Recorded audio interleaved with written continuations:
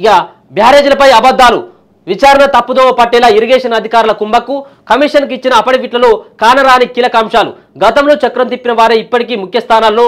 వారి సూచనల మేరకే ఇతర అధికారులపై వైఖరి. మంత్రి ఆదేశించిన సమగ్ర సమాచారం ఇచ్చేందుకు నో. కాళేశ్వరం ప్రాజెక్టులోని బ్యారేజీల నిర్వహణ లోపాలపై విచారణ జరుగుతున్న జస్టిస్ పినాకి చంద్రఘోష్ కమిషన్ కు నీటిపారుదల శాఖ అధికారులు తప్పుడు సమాచారం ఇస్తున్నారా? కమిషన్ ఏ సమాచారం కోరినా అందరూ కూడబలుకొని ఒకే రకంగా చెప్తూ వాస్తవాలు వెల్లడి కాకుండా చేస్తున్నారా అంటే అవుననే అభిప్రాయాలు వ్యక్తమవుతున్నాయి. అధికారులు తప్పుడు సమాచారం ఇస్తున్నట్లు పీసీ ఘోష్ కమిషన్ గుర్తించిందని, అందుకే సమగ్ర సమాచారాన్ని అఫిడవిట్ల రూపంలో ఇవ్వాలని కోరిందని తెలిసింది. కానీ అఫిడవిట్లలో కూడా కీలక అంశాలు లేవని కమిషన్ గుర్తించినట్లు సమాచారం. విచారణ కమిషన్కు సమగ్ర సమాచారం అందించాలని పూర్తి స్థాయిలో బ్యారేజీలకు సంబంధించినటువంటి దాంట్లో ఏవైతే కాళేశ్వరం ప్రాజెక్టు పైన కట్టినటువంటి బ్యారేజీలు, ఆ 3 బ్యారేజీలకు సంబంధించిన నిర్మాణంలో లోపాలున్నాయి.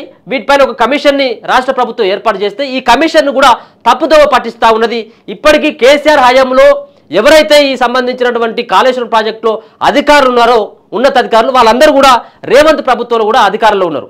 కాబట్టి కేసీఆర్ చేస్తున్నటువంటి దోపిడీలో, కేసీఆర్ చేసినటువంటి అక్రమాల్లో భాగస్వాములైనటువంటి వాళ్ళు మరి ఆ కమిషన్ కూడా తప్పుదోవ పట్టించే విధంగా మరి సమాచారం అందిస్తూ ఉన్నట్టు దీన్ని ఇప్పటికే గుర్తించింది కమిషన్ కూడా. మరి వీళ్ళపైన చర్యలు తీసుకోవాలి.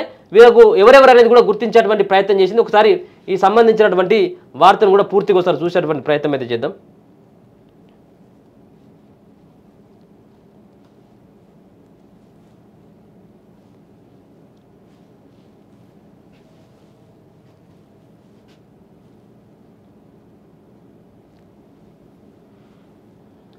ఎన్నో పేజీలు 11వ పేజీ. ఇది చాలా కీలకమైనటువంటి అంశం ఇది. ఇక బ్యారేజీలపై అబద్ధాలు అనేది ఇక సహకరించే సీఎం రేవంత్తో పాటు నీటిపారుదల శాఖ మంత్రి ఉత్తమ్ కుమార్ రెడ్డి ఆదేశించినా వారు తమ తీరు మార్చుకోలేదని తెలుస్తుంది. వాస్తవాలు కమిషన్కు చేరకుండా అడ్డుకోవడమే కాకుండా సాక్ష్యాలు అందించే విషయంలోనూ కలిసికట్టుగా ఒకే విషయం చెప్పాలని అధికారులు నిర్ణయించుకున్నట్టు తెలిసింది.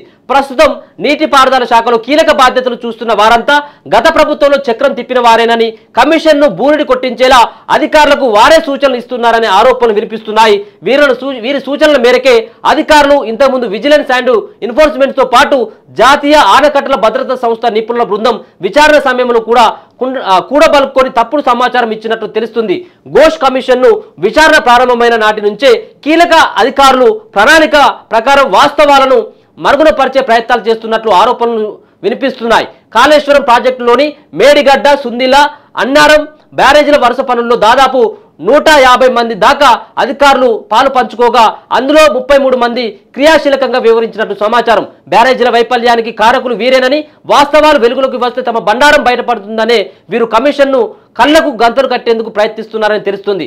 అధికారులు కూడా పలుకొని తమకు సమాచారం ఇవ్వకూడదని నిర్ణయించుకున్నట్లుగా జస్టిస్ ఘోష్ గతంలోనే గుర్తించి ఈ విషయాన్ని ఉన్నతాధికారులను నిలదీసినట్లు సమాచారం. తమకు సమాచారం ఇవ్వకూడదని వారు వాట్సాప్లో సమావేశాలు నిర్వహిస్తుంటే ఇక కమిషన్తో ఏం పని ఆయన నిరసన వ్యక్తం చేసినట్టు తెలిసింది. ఈ విషయం మంత్రి ఉత్తమ్ దృష్టికి వెళ్లడంతో ఆయన అధికారులను మందలించినట్టు సమాచారం. కమిషన్ చైర్మన్ హైదరాబాద్లో ఉన్న సమయంలో సమావేశాలు నిర్వహిస్తే ఊరుకునేదే లేదని వార్నింగ్ ఇచ్చినట్టు తెలిసింది. అయితే శాఖను ప్రక్షాళన చేయకుండా కీలక బాధ్యతల్లో ఉన్న వారిని తప్పించకుండా విచారణలో వాస్తవాలు వెలుగులోకి వచ్చే అవకాశాలు లేవని అధికారులు అంటున్నారు. నిజంగా కూడా రేవంత్ రెడ్డి సర్కార్ కనుక నిజంగా చిత్తశుద్ధి ఉన్నట్టయితే నిజంగా కూడా దోషులను కనుక పట్టుకోవాలి, దోషులను శిక్షించాలి. ఎవరైతే బాధ్యులు ఉంటారో దీంట్లో కాళేశ్వరం ప్రాజెక్టులో కుంగినటువంటి బ్యారేజ్ల పైన విచారణ కనుక చేయాలనుకునేది ఉంటే ముందుగా దాంట్లో గత సర్కారులో పనిచేసినటువంటి ఉన్నతాధికారులు ఎవరైతే ఉంటారో వాళ్ళని తప్పించిన తర్వాత ఈ యొక్క కమిషన్ ఏర్పాటు చేస్తే బాగుంటుంది. మొత్తం కమిషన్ తప్పుదారి పట్టిస్తూ ఉన్నారు. ఈ కమిషన్ కూడా గుర్తించింది, దొంగలెవరో దొరలెవరో గుర్తించింది. దాంతో సంబంధించినటువంటి శాఖ మంత్రి ఎవరైతే ఉత్తమ్ కుమార్ రెడ్డి సమాచారం ఇచ్చారు కానీ జస్ట్ వాళ్ళను నామకే వాస్తుగా కొంత హెచ్చరించి వదిలేసిండు, మళ్ళీ వాళ్ళనే పెట్టుకోవడం జరిగింది. అంటే ఇదంతా తూతు మంత్రంగా మాత్రమే జరుగుతుందనేది మనకు స్పష్టంగా అర్థమవుతా ఉన్నది. ఇక్కడ ఉన్నటువంటి దొంగలే వాళ్ళు ఉన్నారు.